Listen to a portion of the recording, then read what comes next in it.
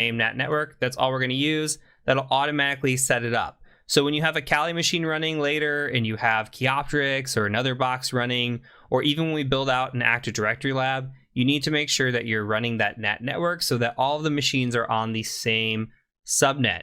If you don't, you might run into a situation where the same IP comes up for the same machine and then they're conflicting with each other, or you get on different networks and some weird stuff happens. So make sure, again, that it's imperative that you're setting that NAT network for every single machine that you're setting up. So with that said, we're going to go ahead and move on to the next video in this section.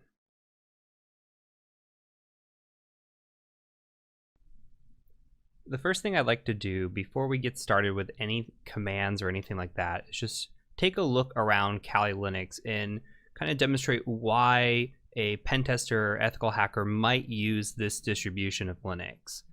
Now, throughout the course, as stated in the last video, you might see a different version of this pop up as I recorded videos on some of the older versions. Everything should still work just as is. You just might see a different look and feel to some of the Kali interface, but all the commands I'm going to show you, everything that we do is going to be the same.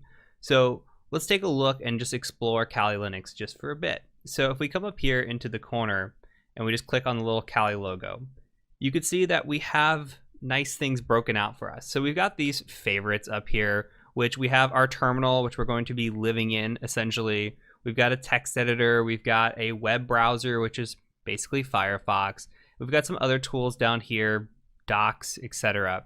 The other thing that we can come scroll through is we can see that we have different applications in here.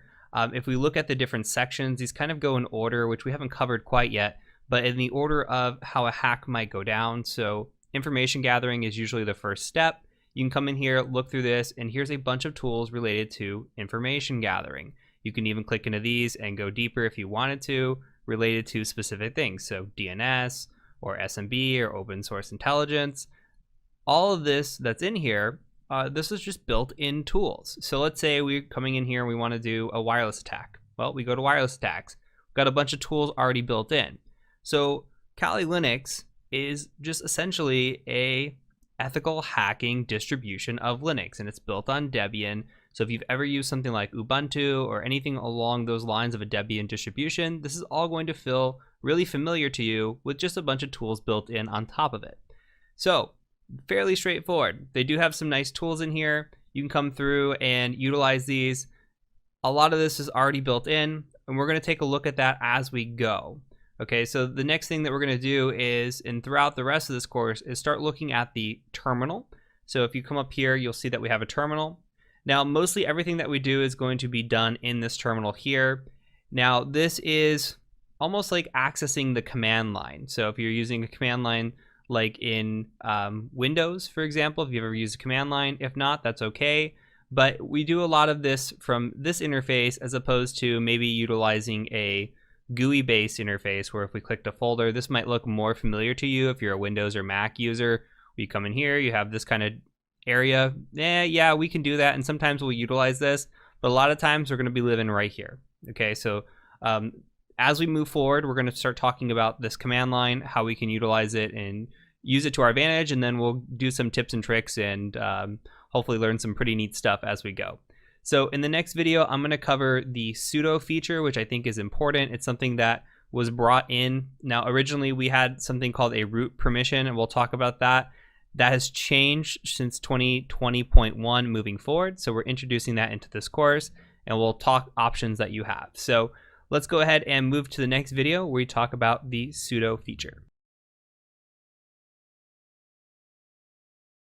All right, so before we look at any commands or learn any command line, we have to talk about sudo.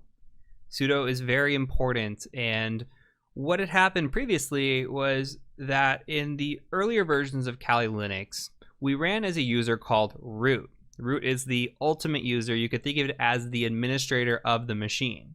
Now we're running as a user called Kali, so we don't have root privileges directly. This is as an improved security feature because we should be running only certain commands when we need to as the root user. So what we're going to see is we're going to see how we can run commands as an elevated privilege, and we're going to do that with sudo, which stands for super user do. They just kind of shortened it, so we just have sudo now, okay? Now with sudo, what we're doing is we're saying, hey, I want to run a command elevated. I want to run this as a higher user. In this instance, we can say, I want to run the command as root. Why is that important? Well, let's take a look at an example. Let's say that I wanted to look at a very sensitive file. Now, one sensitive file in our system is the Etsy shadow file. You can see cat Etsy like this, Etsy shadow. And you don't have to follow along right now. You don't have to really understand what's going on if you've never seen Linux. All I'm doing is saying, hey, I want to print out this file. I want to look at it, okay? And for here, I can't see it. It says permission denied. You don't have the access to see this file. That's a good thing. But if I was the root user or somebody that had elevated privileges, I could see it. So I could say sudo cat Etsy shadow like this. Okay, and it's going to say, what is your password for Kali? I'm going to go ahead and say Kali, K-A-L-I. Hit enter. And now I can see that I have access to this file. And this file is very sensitive. We'll talk about this later on in the course, but sensitive file, okay? So when we're looking at it, I ran that command specifically as the root user. As the root user, I'm able to see, okay, this file now. Why, or what's going on here? Well, we're running that specific command, right? And we're still staying as Kali. We're doing this in a kind of one-off scenario. So there will be times where something that you run in this course might require sudo, or you can run the command without sudo, but you notice something doesn't work. So best practice for this is saying, hey, let's go ahead and just run mostly everything that I'm showing you command-wise in this course. That's not best practice overall. Usually you should run things just as a regular user. If you get permissions blocked, then run it as sudo as necessary. Now, the other thing to point out, and we'll talk about this again later on in the course, but why can we do this is because this user is part of what's called a sudoers file, meaning we can have this permission. Not any user can come in here. Say we made a new user and we just called the user John. We can't just take John and just go ahead and just run these commands as root. No, John has to have the permission to do this. So you can think of Kali as being an administrator, but only when we utilize that access or that privilege. Okay, the other thing I want to show you though is that we can switch over to root if we want to. We can come in here and we can say sudo switch user dash, just like that. And that'll put us into root. Now you can see, okay, we're running root at Kali. And that's only for this instance. You can, if you want, I'm not going to demonstrate how to do this, but you can, if you want, change the root password, log out, and log back in as root, and run through this course as root. Again, that's not best security practice, but that feature is available to you if you are a Linux user that is comfortable with Linux, comfortable with running as root, and you want the easy path. Otherwise, I highly recommend just staying as Kali, running as sudo privileges as you need it, and then moving forward. But this is a quick way to switch into root if you need to. Sometimes even running sudo causes some issues, so switching to root to run a command is okay. What we can do here too is a demonstration is we can go file new tab and look at a new instance, and you'll see that this instance of root is only good for this tab here. Once we start a new tab, we're going to be brought back right back to Kali. You can see that from the top line in the tab as well. So just keep note of this when you're running commands in this course. If you see something, again, try running it with sudo if it's not working, or if it says access denied, then you know, hey, I need to run sudo. Very, very, very important. Okay, I'm trying to drive that into your brains right now. So from here, we're going to move on. We're going to start looking at how to navigate around the file system, taking a look at everything from a bigger picture and diving into terminal. So I will see you over in the next video. Now we're going to take a look at the Linux terminal. And if you're a user of a regular computer like Windows or even Mac OS, you are probably used to using what is called a GUI, or a graphical user interface. And we can do this with our version of Linux. We can come in here, and if we want to like go to folders, we can absolutely open this and go to folders. We've got the ability to go to Firefox. We've got all of our tools in here that we want to use or look at. And we have a graphical user interface. However, a lot of our time is going to be spent on the command line and using a terminal. So it's very important that we learn how to use a terminal in Linux. So looking at our terminal here, we can see a few things before we even get started. The first thing is that we have a Kali at Kali. What does that mean? Well, the first instance here is Kali. That is your user. So remember, when we first logged in, we logged in as Kali, and that is our user. So if we ever switch over to root, we'll see root here. The second part of this is our host name. So our computer name happens to also be Kali. If you change your host name, you could say whatever you wanted to say here. The last little part of this is this a tilde. This is actually the directory that you are currently in. So this is a quick way to say, what user am I, what workstation am I on, and what directory am I in.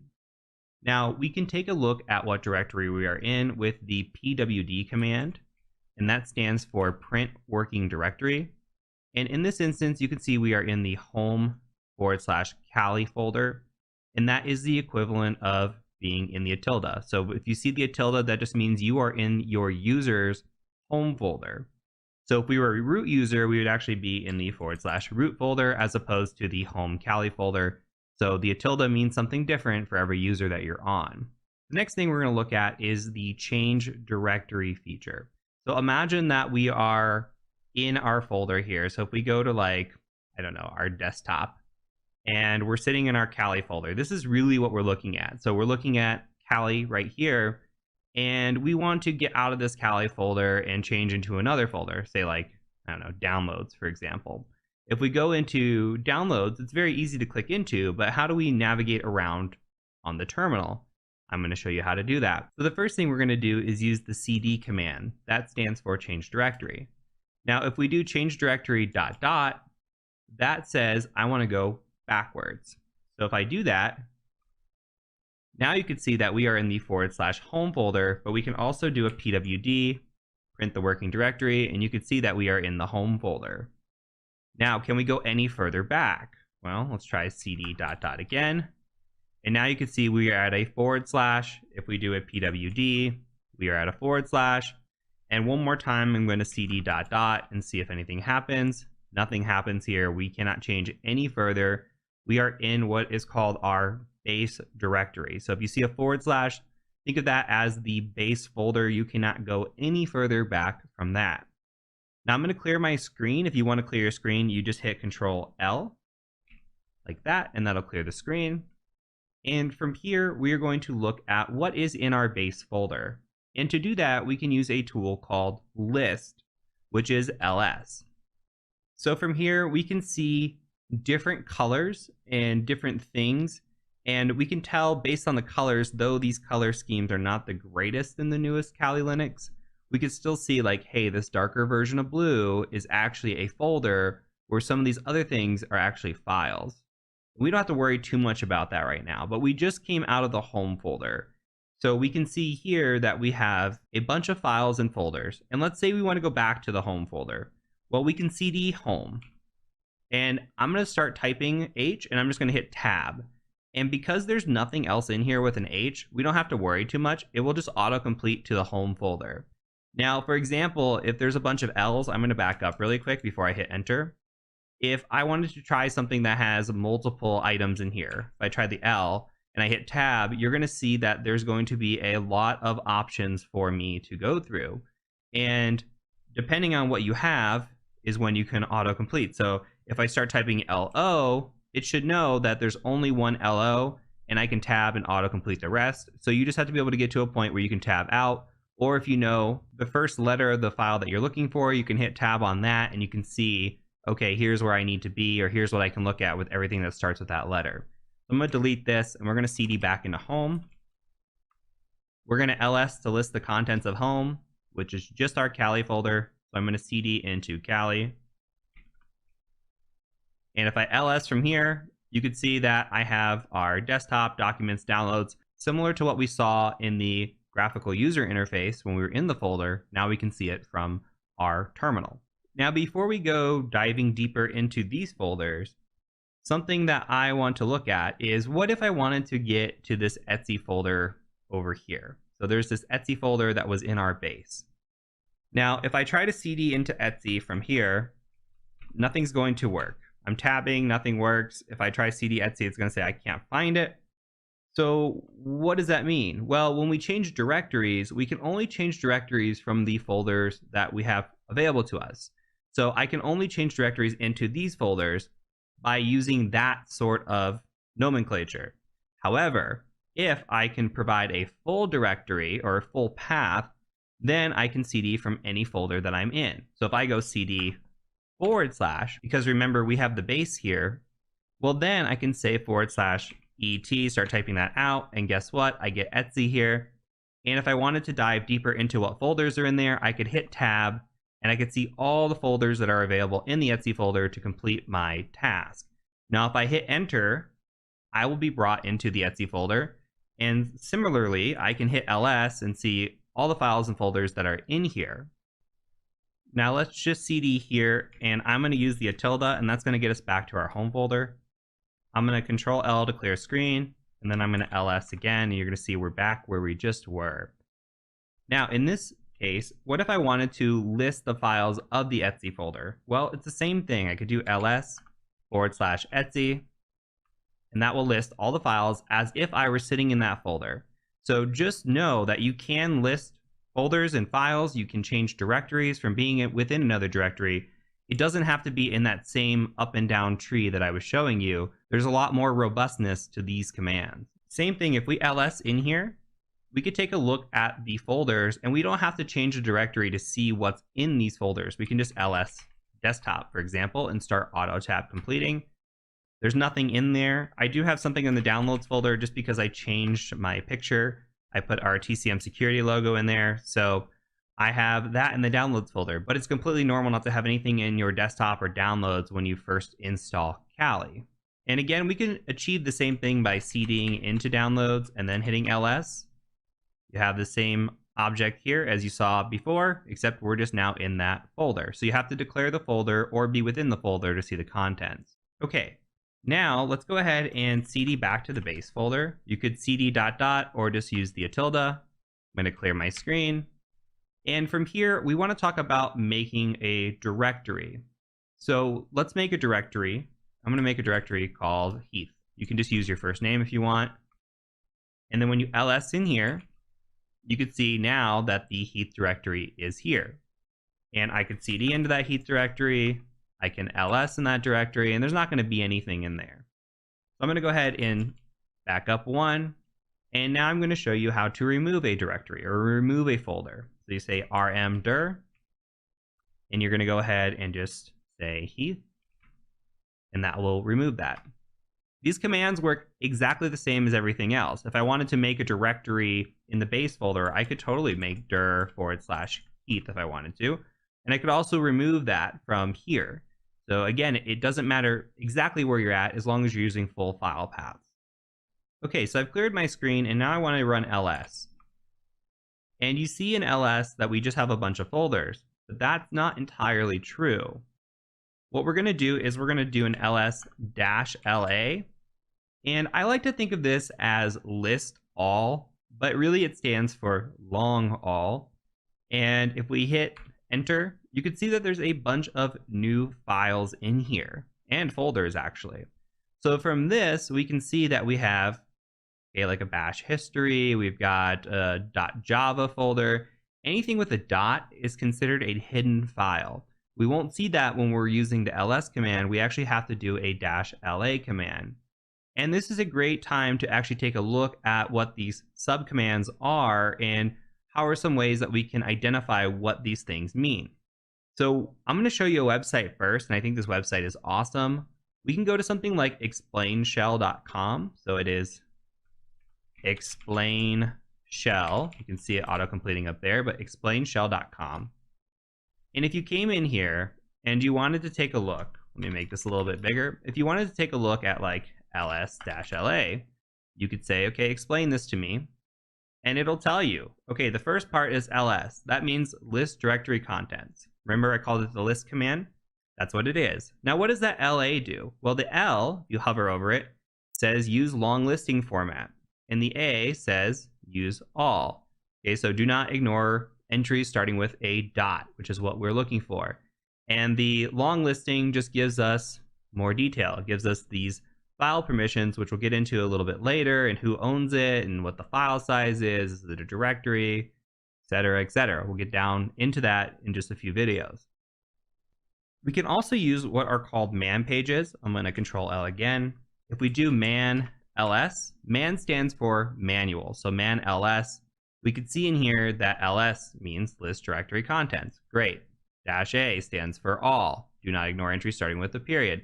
Same thing as we saw before. We could scroll down, look for the L portion of this, and we'll see that we have use a long listing format. You can hit Q to quit this. So if you don't have internet access, for example, you can use the man pages.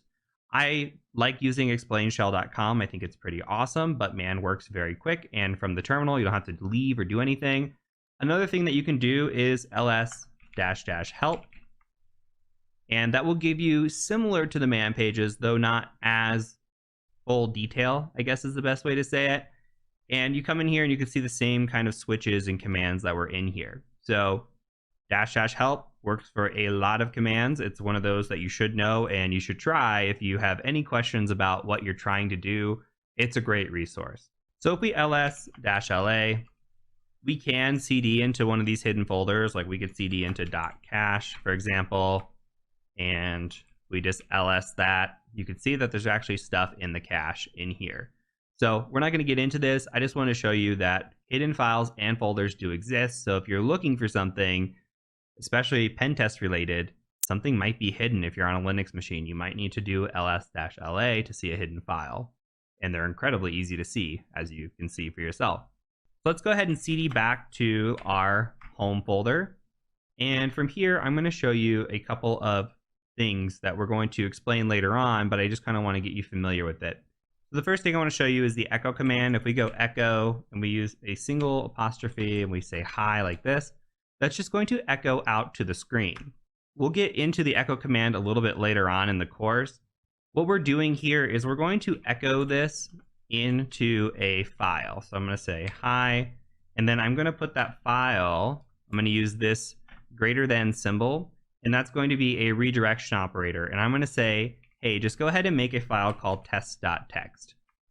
And while you don't need to know this yet, if I ran cat on this, on test.txt, you'll see that it prints back out hi. Okay, so I just want to have this file here that we created. And what we're going to do is we're going to just quickly ls. We're going to see that it's there. You can see that there are color differences for files and folders again. And the reason we're making this in this video is I want to show you the copy command. So if we run copy on this, we could say copy test.txt.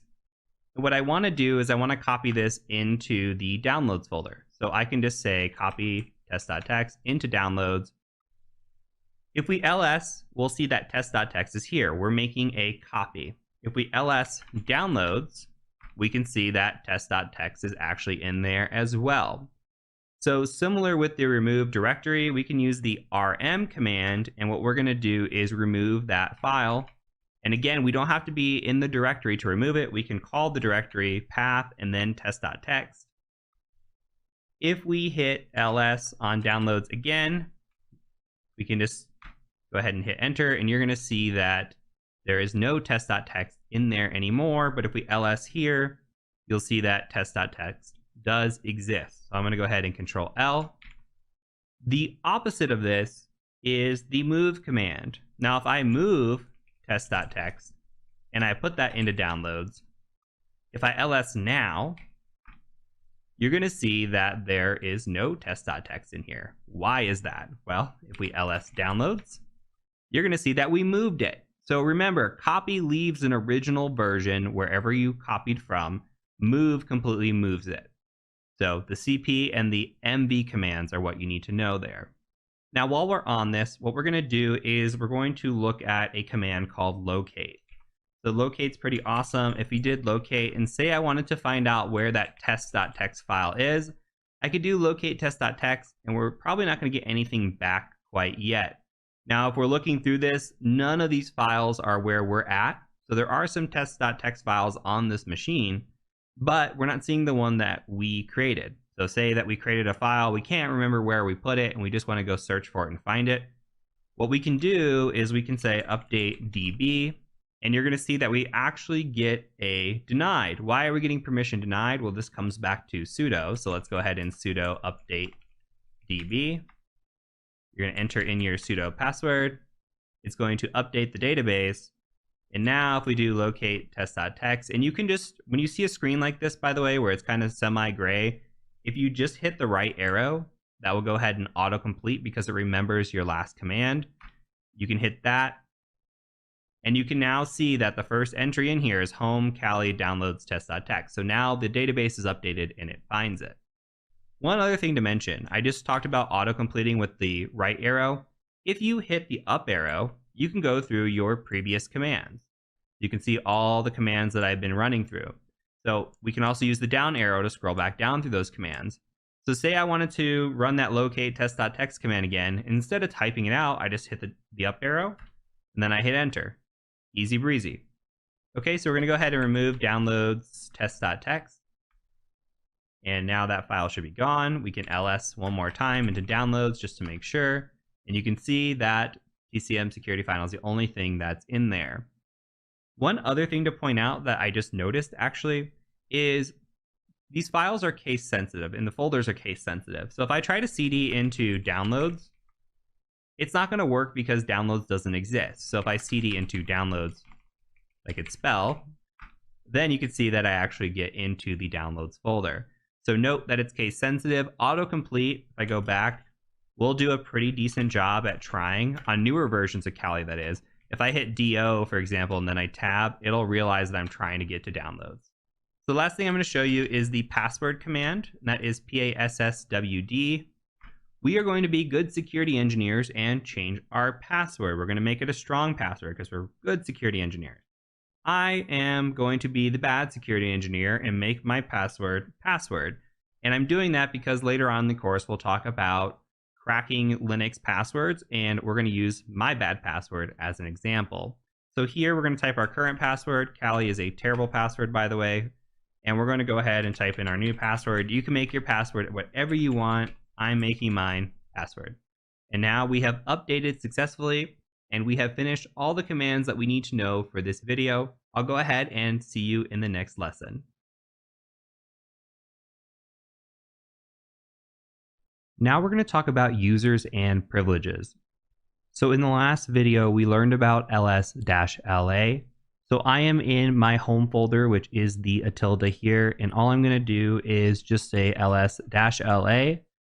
I'm going to hit enter, and we're going to see a bunch of stuff over here on the left-hand side. We've got this, we've got the details kind of ownership, we've got some file size in here, and we'll talk about all of this. But when we do ls-la, we're getting so much more information than whether or not a file is hidden, which is kind of the purpose we looked at it for last time. But now we can take it and look at it from a different scope or a lens. We can see that we have this column here, the first column. Now the first column tells us something interesting. It first tells us whether or not we are looking at a file or a directory. So if we see a D here, we are seeing that this is a directory. Note that these are also color-coded, right? So we have blue for directories, it looks like, and then white here for files. And then we also have links, which we're not going to get into much right now, but a link looks like it's a lighter blue. So we have the indicator here first. It says, okay, it's either a D or maybe a dash or an L. There are other settings that could be here, but for now, this is all we need to worry about. The next set of things that we're going to look at are these RWXs, or R blank X. What does that all mean? Well, RWX means read, write, execute. When we're missing one of those, like a dash here, that just means we have a read and execute. And there are actually three groups that we're looking at here. So we have the first group, which is the owner of our file. So this first group says read, write, execute for the owner of this file. And if we look at the owner of the file, we can actually see that the owner is going to be Kali. Well, in this instance, it's the directory. But here we're looking at Kali. You can see that one of these has root listed, but in this instance, since we're using the Kali user and we're in our home folder, we're looking at mostly Kali being the file owner for this. The next one we're going to look at is we're going to say, okay, group membership. So anybody that is a part of this group, what do they get ownership to, or what do they get to do with this directory or this file? Well, anybody in this group can read or execute, but they cannot write to this directory or file. And lastly, we have the third setting, which is all other users. What can all other users do? All other users can read and execute, but they cannot write here. And we don't have anything in here besides this link that is read, write, execute. We don't have a world read, write, execute in this folder, and that's okay. This does come into play when we're doing penetration testing. However, when we want to find some sort of file that has read, write access or read, write, execute access, if we have full access, that is ideal, especially if there are some sensitive files that we're not supposed to see, or maybe we're misconfigured, or if we need somewhere to write to on the disk. For example, if I clear the screen here and we do an ls-la of the temp folder, we could see that temp actually has read, write, execute privileges throughout. This is a great place when we're doing pen testing and we're working on a Linux machine, that if we need to come drop a file, we know that this temp folder can be written to, we can write whatever file we want and execute these files from here without having to worry about too many permissions. So if we're attacking machines later on, especially as we get on into the practical ethical hacking course, you may see me go and use the temp folder to upload malware or write a malicious file or something that I can do from a folder that is read, write, executable. So let's clear the screen again. Now, another reason and importance for the read, write, execute is that if we write a script, we won't be able to execute that script until we have full access to do so. That's going to become more important as we download files and try to run them against machines. But even in this little section, when we're looking at the bash scripting, we're going to need to be able to execute our script, and we're going to need to be able to change the permissions on that. Let's go ahead and do that here. We're going to create a little text file and just look at the permissions and how things change. So similar to the last video, we're going to do an echo, and we're just going to say hello. And in this, we are going to use our directional operator, and we are going to just put this in a hello.txt file. If we ls-la, we could see that hello.txt is in here, but look at the permissions that are set.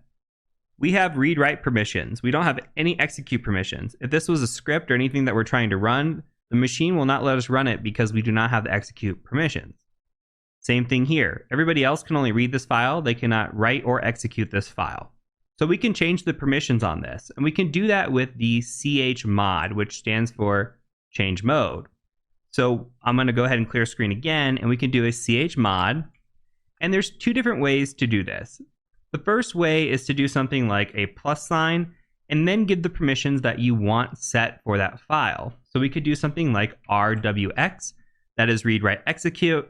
If you wanted just read access or read, write access or just write access, you would put the appropriate lettering there.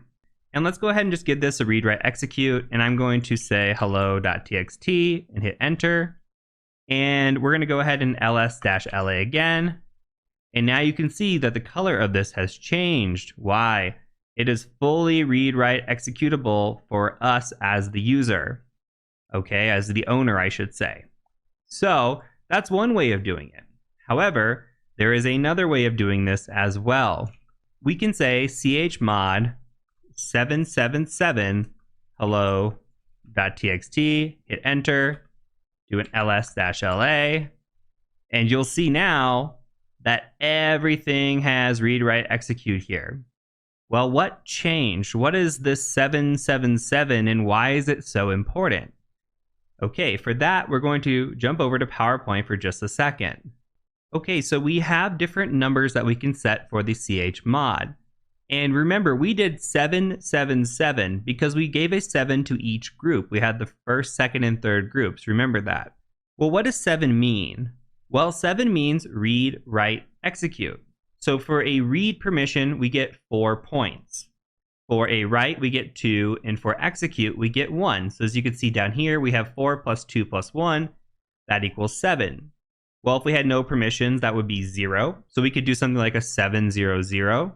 You might see something like read only, and then you would just give it 4, 4, 4 across the board, for example. Or I've seen something like an SSH PEM file, and those files require specific permissions. Typically, it is 644. So that would say that the owner has read, write, but no execute, and then the rest of everybody else has just read access to that file.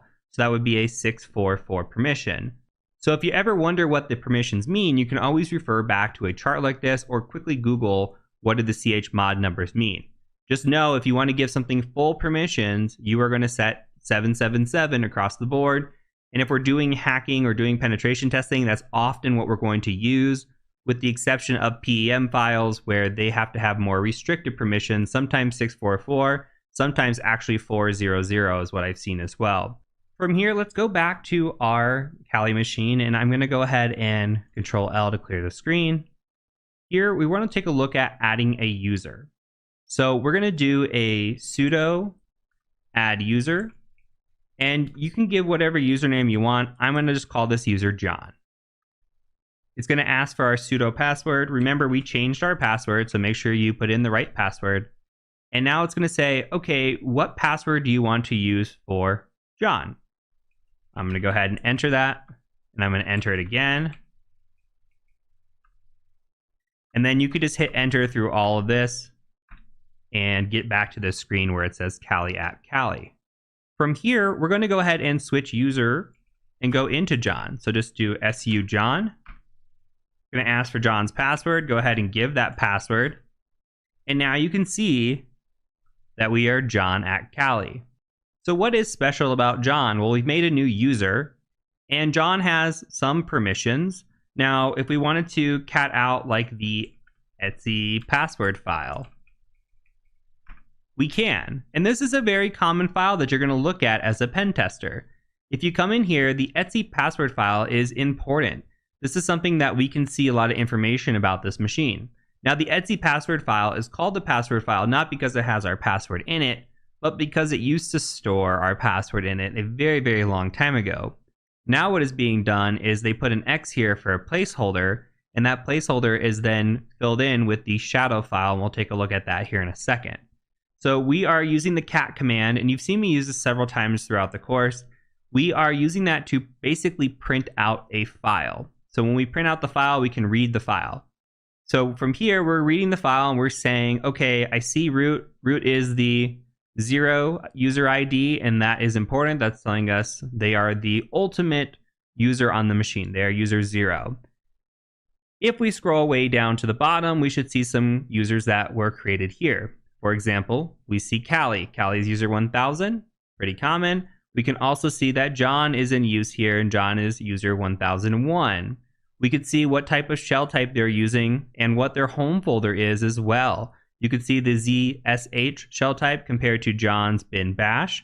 So they are different shell types, and we'll get into those a little later on. But from here, we can also see roots here. We can see the root shell type, and we can also see what kind of services are running on this machine. So if you want to find the users, I typically look at root, and then I look and scroll all the way to the bottom to see what's been installed besides what's on this machine. So in here, we can see some things like SSH, which is important. We know, okay, this has the capability of running SSH. Maybe it has an SSH service. Maybe it has a SQL service here with the MySQL, OpenVPN. So it's a little bit of information gathering. If we were to land on a machine, for example, and we're a low-level user with no privileges, we could start to look at who are the other users on the computer. Why are they important? How can we get a hold of them? Where are their files located? What kind of services are running on this machine? This is all part of the information gathering stage of ethical hacking, and this file leads to a lot of clues for us. Now, clearing the screen, let's say I want to view the shadow file. The shadow file is the file that contains the password hashes for this machine. I'm going to go ahead and try to type in cat Etsy shadow. Permission denied. Okay, maybe I need to use sudo. Let's try it here, enter our password. Oh, John is not in the sudoers file. This is also called the sudoers file, and you can also call sudo sudo. Depends on your nomenclature and how you pronounce it. I'm a sudo person. So from here, I'm going to go ahead and Control L. We're going to switch user back into Kali, and we're going to take a look at some stuff. So if I go switch user, Kali, it's going to ask me for the password. We're going to enter our password in. And first thing, I want to show you the shadow file before we move on to the sudoers file. So if we go sudo cat Etsy shadow, I think this is important to see. You can come in here and remember how I said with a hash that this is set here. So our root password has not been set. There's no hash in here. And this is security best practice. We don't really want to have a root password unless we absolutely need to. In this instance, we might just want to have certain users that can elevate into root, and then if logging is enabled, we can then see from our logs who accessed that root account at what time. You really don't want to have a root password where anybody can just log in with a known password, because then that eliminates some accountability.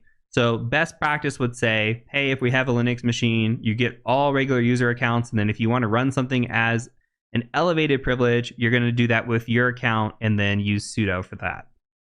But looking down here, we can see the hashes for this computer.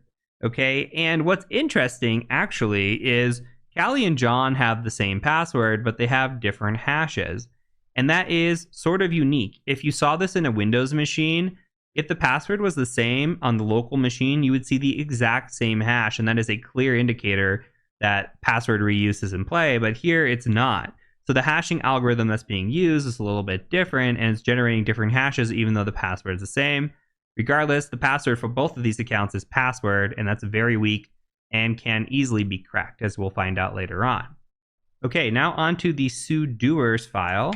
What we're going to do is we're going to do a sudo cat, and we're going to look at Etsy sudoers, just like that. And I may have typed that a little fast, so I'm going to go ahead and scroll back up for a second. Sudo cat Etsy sudoers. Okay, just like that. It should auto tab complete. And from there, we're going to come in here and we're going to look at who has what privileges. Well, if you see allow members of a group sudo to execute any command, and you see %sudo, so it's calling sudo from somewhere else. Sometimes we can just include users in here. We could say, hey, the user Kali, I want to do these things. Instead, this is saying, hey, anybody a part of this group, I want to be able to do whatever they want. They can execute any commands like they were the root user, essentially. So with that, what we're going to do is we're going to take a look at who is in that %sudo group. And we can do that by using the grep command. So we can say grep, and we're going to get really familiar with grep in the bash scripting video. But basically think of grep as pulling out a specific string or element out of a file or some contents that you want to see. It's a great way to narrow down specifics and pull down only the information that you want, and we're going to get really familiar with it here in a couple of videos. So we're going to say grep, and then we're going to say sudo, just like this. And we're going to do that from Etsy group. Okay, and it says who has the sudo privilege. Here, all we see is Kali. So our user has sudo privilege. If we wanted to give privileges to John, we'd have to add John to the sudo group in the Etsy group. Or we could add John specifically to the sudoers file and give him specific permissions as well. And as we move on in the course and we get into privilege escalation, and if you ever go into more of the privilege escalation courses that we have, you'll see that we look at sudo privileges immediately when we get onto a machine by doing something like sudo-l, and we'll take a look at those and say, okay, what commands can I run? And in this instance, we could see, okay, all commands can be run here. But sometimes that's not the case. Sometimes we can only run one specific command, or maybe John, for example, we want John to be able to run Python because John's a developer. So John can run Python with sudo privileges, but cannot run anything else. So something to think about. Depending on the individual and who we want to give permissions to, on that machine, they might not have privileges to access everything as sudo. They can actually be limited in what they can run as well. So that is it for this video. I'm going to go ahead and catch you in the next one.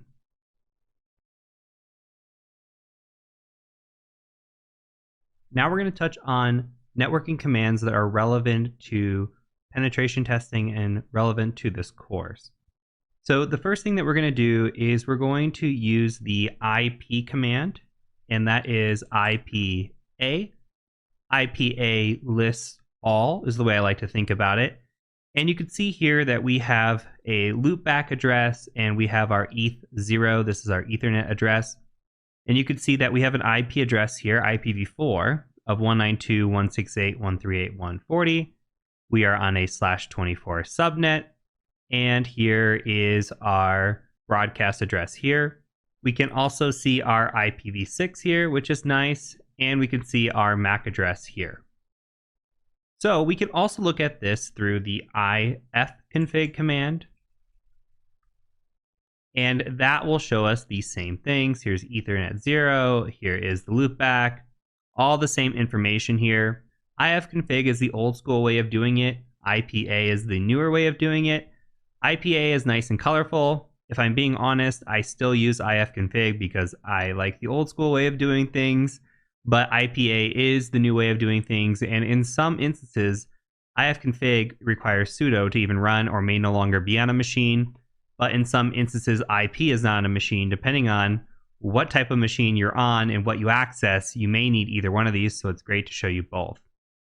Now, while the IPA does all, IF only shows the Ethernet connection, so the hardwired connections. If we want to see wireless connections, we need to do IWconfig. And in this instance, you're going to see down here that we have no wireless connections right now. When we get into wireless hacking, we'll see that we have connections established and we'll use the IWconfig command. But just know for now that it's for wireless, and if you ever need to use it, that's what it's for. Let's clear our screen, and the next thing I want to cover is the IPN, and N stands for neighbor. The alternative to this is the ARP-A. Okay, what is ARP? If you do not know what ARP is, that is the Address Resolution Protocol. This comes from your networking. If you are not familiar with networking, then you may need to go study up on a little bit of this. Now, ARP says what IP address is associated with what MAC address.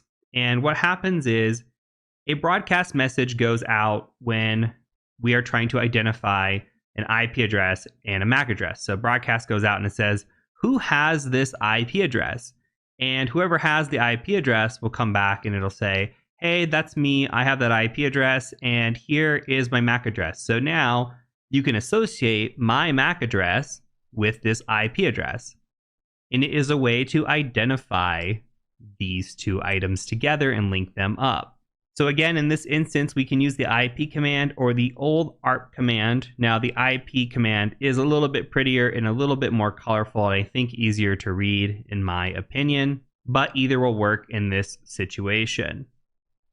Another IP command that we're going to want to run and know is the IPR command. Now, R stands for route.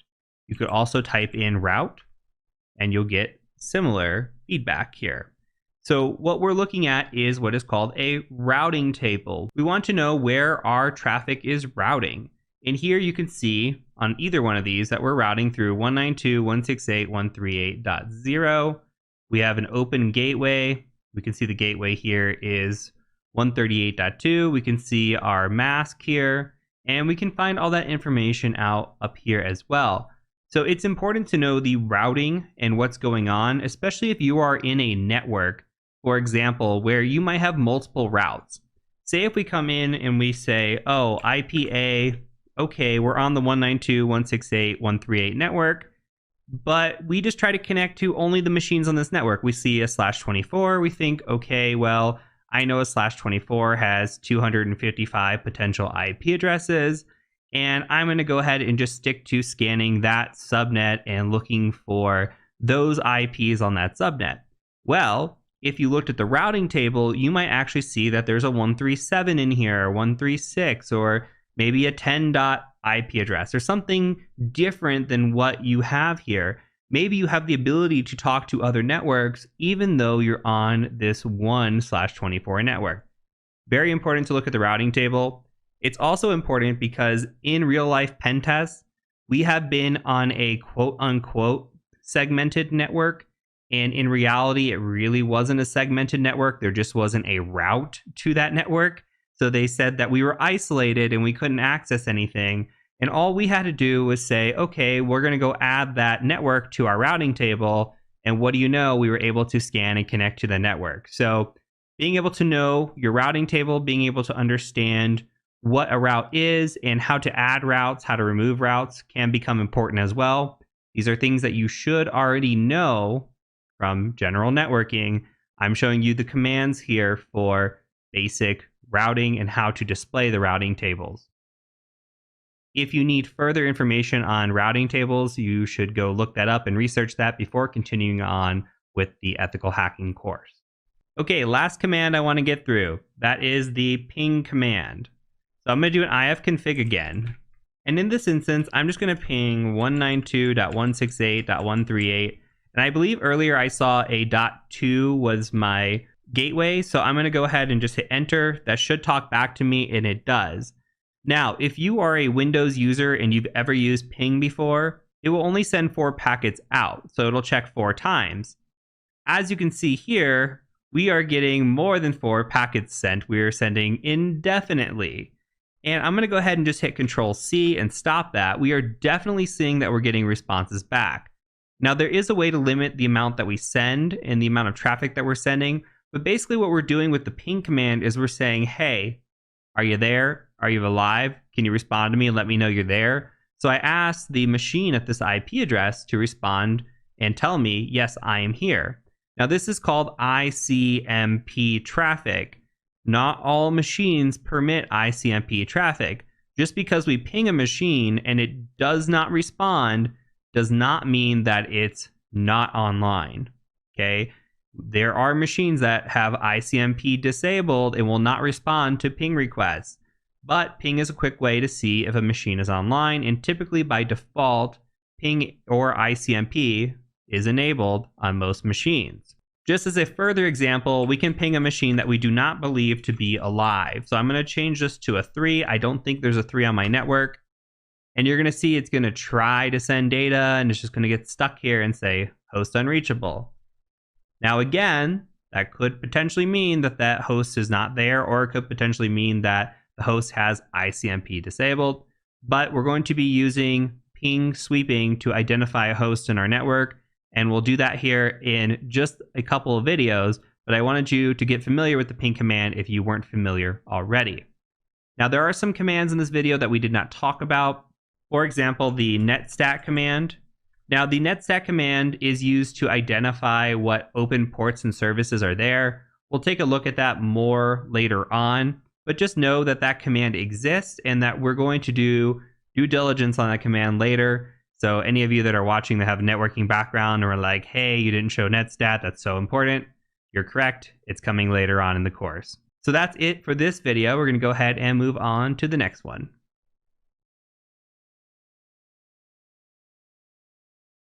Let's now talk about viewing, creating, and editing files. And we've done a little bit of this in the course already. You've seen me do something like echo hello, and remember that prints out to the screen.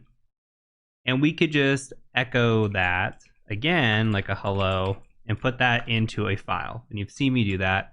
We'll just call this one hey.txt. And if we ls, we should see hey.txt right here. If we do a cat hey.txt, we should print out to the screen hello. All these should be pretty familiar to you. So let's build upon this. Let's talk about how we can append to this and overwrite these files in different ways that we can actually create and edit files. So I'm going to clear the screen here. Now, what if I wanted to add to this file, and I'm just tabbing up, by the way. What if I want to say hello again? So I want to say echo hello again into this hey.txt file that already exists. What do we think is going to happen here? So I'm going to go ahead and hit enter, and then I'm going to cat out the hey.txt. Well, now it says hello again. It used to say hello. Well, that is because when we use one greater than symbol like this, what's going to happen is that overwrites the file. So if we tab up, and if we go over and we just write hey again, just for fun, and let's add a second one of these. So now there should be two of these greater than symbols. We hit enter, we cat out hey.txt, and now you can see it says hello again and hello again. Why do we care? Why are we doing this? Well, when we are using scripting, for example, and we want to loop through a bunch of information and we want to add that information to a file, we might use something like this, where if we're gathering, say, IP addresses, this is foreshadowing, by the way, say we're gathering IP addresses and we are wanting to put them all in a file, we're going to need to use something like a double greater than in order to not overwrite the file with one IP address. We want to list all the IP addresses in the file. So you're going to see that when we get into the bash scripting of this section. Let's clear our screen. Another way that we can make a new file is just to say touch new file.txt. And if we ls, you can see that new file.txt is here. We can cat out new file.txt, and nothing is going to be in there because we didn't tell it to do anything. We just said touch, which creates a file. So we can use a different type of editor to try and edit this and save the file. Now, there are a few editors that we can use within our terminal. So we can use something called Nano, which is my personal favorite. You may hear other people talk about Vi and Vim. You may hear lots of jokes about quitting Vim and how it's impossible to quit Vim. And for that reason, honestly, because of the complications and because I like simplicity, I just use Nano. So we can Nano new file. And in here, you can type whatever you want. I'm going to literally say, I can type whatever I want in here. And now I'm going to hit Control X. And throughout this course, you're going to actually see me use Nano quite a bit. And we're going to use it for updating files and shellcode. And it's beneficial if we log into a machine remotely, for example, and we won't have the ability to have a graphical user interface type notepad, which I'm going to show you here in a second. We might not have the luxury of having something like that. We might have to use Nano or Vim or an in-terminal text editor. So we're going to go ahead and hit Control X here. I'm going to hit Y, which is going to say, yes, I want to save this file. And then I'm going to hit enter. And now if I cat out new file.txt, you can see it says I can type whatever I want in here. Lastly, we're going to look at a graphical notepad. So we're going to use mousepad. We can type in mousepad. And we can just say new file.txt, just like we created. And in here, you can see that it says I can type whatever I want in here, and that's true. I can also modify. It's just like a notepad if you had on Windows machine, or if you've used LeafPad or any sort of notepad type material. This one's just called mousepad. So we can Control S and save, and then just exit out. If we cat out our new file again, you can see I can also modify. Now, throughout this course, you might see me use a tool called gedit. It is not installed on this machine yet, though we are making updates to the course. We will be using gedit. Anytime you see me use gedit, feel free to use mousepad instead of gedit. It's become deprecated. Offensive Security got rid of it in Kali Linux, and now if you go hit gedit, it'll say it's not found, but you can install it. We're not going to do that right now. But when we install tools in a upcoming video, you will be able to install that with one of the tools that we're running. So anyway, just note that we're going to be using mousepad instead of gedit because it's the new and latest and greatest. One last thing, with Nano or any of these tools, you can make a brand new file. So you can say like brand new file.txt, and then you can type whatever in here and Control X, hit Y, hit enter, and then you can cat out brand new file, and guess what? It's there. So the file doesn't have to be existing to use Nano or existing to use Mousepad. You can create new files with these commands as well. So that is it for this video. I'm going to go ahead and catch you in the next one.